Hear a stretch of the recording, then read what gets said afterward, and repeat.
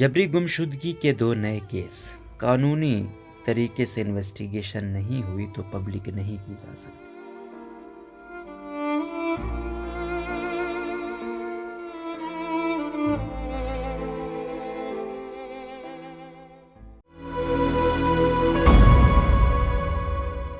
جیتے جی بچوں کے لاپتہ ہونے کی اذیت کسی طرح بھی والدین کے لیے قیامت سے کم نہیں ہوتی۔ والدین تو اس بات کے روادار نہیں ہوتے کہ گرم ہوا تک بھی ان کے بچوں کو چھوئے۔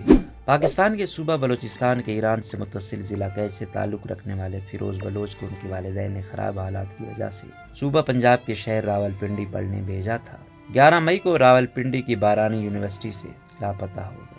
بلوچ اسٹوڈنٹس کونسل کا الزام ہے کہ ان کا لاپتہ ہونا جبری گمشدگی کا معاملہ ہے۔ پیر کے دن بلوچستان کے علاقے کیچ سے خاتون کی مبینہ جبری گمشدگی کا معاملہ بھی اٹھا، جس کے بعد مقامی افراد نے احتجاج میں کوئٹہ گوادر روڈ بند کر دی۔ واضح ہے کہ کراچی یونیورسٹی میں خودکش حملے کے بعد متعدد ایسی شکایات سامنے آئی ہیں جس میں بلوچستان سے تعلق رکھنے والے طلباء لاپتہ ہوئے۔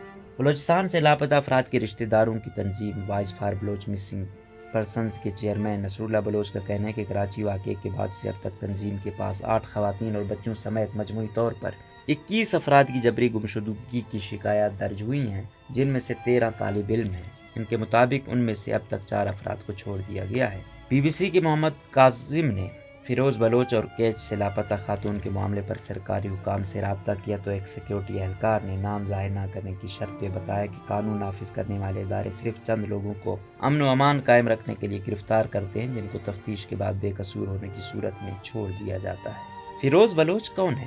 فیروز بلوچ نے انٹر کے بعد راولپنڈی کی بارانی یونیورسٹی میں بی ایڈ میں داخلہ لیا اور وہ دوسرے سیمسٹر کی طالب علم ہے۔ کیچ میں ان کے ایک چچا زاد بھائی نے نام ظاہر نہ کرنے کی شرط پر بی بی سی کے محمد کاظم کو بتایا کہ ان کے والدین نے فیروز کو پرامن ماحول میں تعلیم حاصل کرنے کے لیے پنجاب بھیجنے کا فیصلہ کیا۔ بلوچ اسٹوڈنٹس کونسل اسلام آباد کی ایک پریس ریلیز کے مطابق فیروز بلوچ 11 مئی کو شام 4 بجے ہاسٹل میں اپنے کمرے سے مطالعے کے لیے لائبریری کے لیے نکلی، جس کے بعد ان سے رابطہ نہیں ہوا۔ کیچ میں ان کے چچا زاد بھائی نے بتایا کہ شام کو یونیورسٹی کے احاطے میں ہی واقع یونیورسٹی کی لائبریری میں مطالعے کے لیے جانا فیروز کا ایک معمول تھا اور وہ رات کو 8 بجے تک واپس اپنے کمرے میں آ جاتا تھا۔ 11 مئی کو جب وہ رات دیر تک واپس نہیں آئے تو ان کے ساتھیوں نے ان کے نمبر پر کال کی، وہ بند جا رہا تھا۔ پھر انہوں نے یونیورسٹی کے احاطے میں تلاش شروع کی لیکن وہ وہاں موجود نہیں تھا۔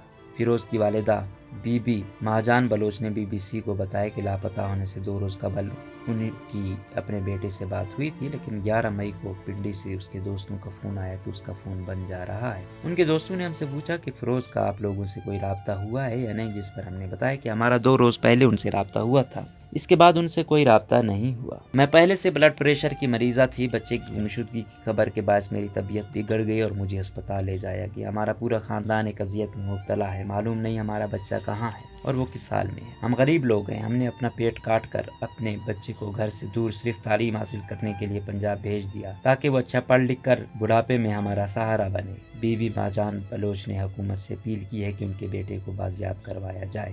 دوسری جانب کیچ میں خاتون کی مبینہ جبری گمشدگی۔ ادھر بلوچستان کے ضلع کیچ سے خاتون کی جبری گمشدگی کے خلاف بھی سوموار سے احتجاج جاری ہے۔ بلوچستان سول سوسائٹی تربت کے چیئرمین اور سول سوسائٹی تربت کے کنوینر گلزار دوست بلوچ نے بی بی سی کے محمد کاظم کو بتایا کہ خاتون کو شاب میں سندھ بازار کے علاقے سے جبری طور پر لاپتہ کیا گیا۔ انہوں نے دعویٰ کیا کہ نور جہان بلوچ نامی خاتون کو اتوار اور پیر کی درمیانی شب ان کے گھر سے سی ٹی ڈی کے اہلکار اٹھا کر لے گئے۔ ان کا کہنا تھا کہ نور جہاں بلوچ شادی شدہ گھریلو خاتون ہے۔ گلزار دوست بلوچ کے مطابق مبینہ جبری گمشدگی کے خلاف خاتون کے رشتہ داروں کے ہمراہ کمشنر مکران ڈویژن سے مذاکرات کیے گئے اور ان کو بتایا کہ جب تک خاتون کو رہا نہیں کیا جاتا تو اس وقت تک احتجاج کا سلسلہ جاری رہے گا۔ اس خاتون کے حوالے سے بی بی سی نے وزیر داخلہ بلوچستان میر ضیاء اللہ لانگو سے رابطے کی کوشش کی لیکن ان سے رابطہ نہیں ہوا۔ D I G C T D نے بھی بی بی سی کی جانب سے واٹس ایپ پر بھیجے گئے پیغام کا جواب نہیں دیا۔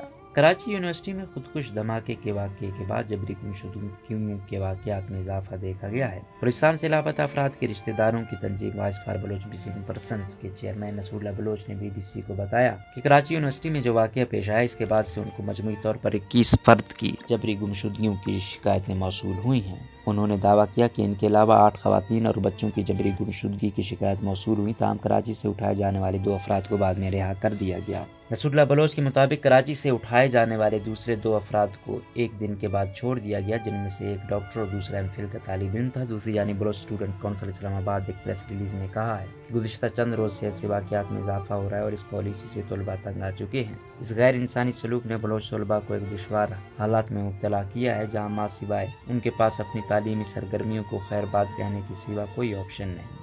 سیکیورٹی حکام کا موقف کیا ہے؟ لاپتہ افراد کے معاملے پر جب سیکیورٹی ادارے کے ایک اہلکار سے رابطہ کیا گیا تو انہوں نے نام ظاہر نہ کرنے کی شرط پر BBC سے بات کرتے ہوئے کہا کہ مسنگ پرسنز کا معاملہ بنیادی طور پر ایک سوچی سمجھی سازش ہے، جس کے تحت دشمن پاکستان کو بدنام کرنے اور عوام کو حکومتی اداروں کے خلاف کرنے کی کوشش کر رہا ہے۔ انہوں نے کہا کہ پاکستان دشمن عناصر دہشت گرد تنظیموں کو استعمال کر کے لوگوں کو اغوا اور قتل کرواتے ہیں، جب پاکستانی ایجنسیاں ایسے دہشت گرد گروہوں کے خلاف ایکشن لیتی ہیں تو ایک سوچی سمجھی چال کے مطابق الزام پاکستانی قانون نافذ کرنے والے اداروں پر لگایا جاتا ہے، لیکن حکومت جلد اپنے باشعور اور بہادر عوام کے ساتھ ان سازشوں کو ناکام بنائے گی۔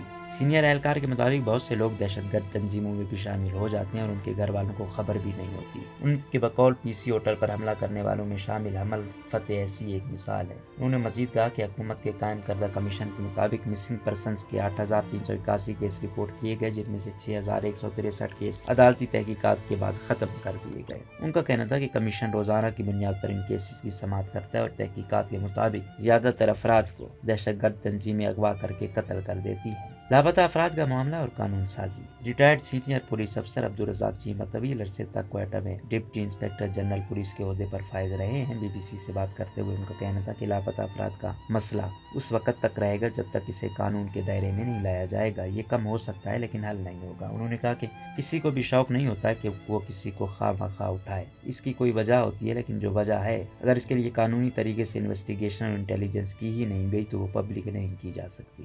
جو چیز پبلک نہیں کی جا سکتی وہ عدالت میں بھی پیش نہیں کی جا سکتی۔ یہ ہے وہ بنیادی بات جس پر قانون سازی ہونی چاہیے۔ کوئی اس طرح کا میکانزم ہونا چاہیے کہ اگر کسی عدالت سے اس طرح کی انویسٹیگیشن کی اجازت لی ہو تو اس کا کوئی پتہ نہ لگے۔ عبدالرزاق چیمہ کا کہنا تھا کہ جس پر الزام ہوتا ہے ان سے تفتیش ایسے طریقوں سے ہونی چاہیے جو نظر آئے اور اس میں جو بھی قصور کیا ہے وہ بھی نظر آئے۔ اگر وہ عدالت سے ثابت نہیں ہونے والا تو کم از کم عوام کو بتایا جائے کہ یہ بندہ یہ خرابی کر رہا تھا اور اس کے خلاف یہ ثبوت ہے۔